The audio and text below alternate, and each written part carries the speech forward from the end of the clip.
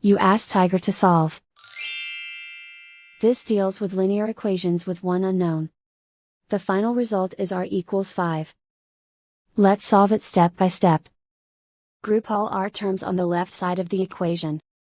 Subtract 2r from both sides.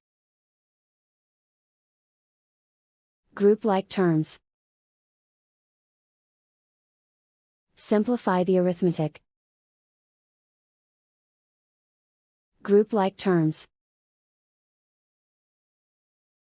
Simplify the arithmetic. Group all constants on the right side of the equation. Add 7 to both sides. Simplify the arithmetic.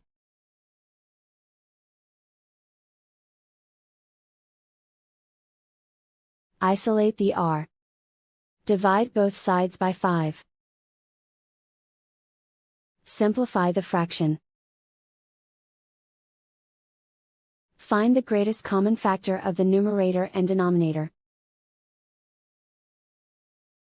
Factor out and cancel the greatest common factor. And so the final result is r equals 5.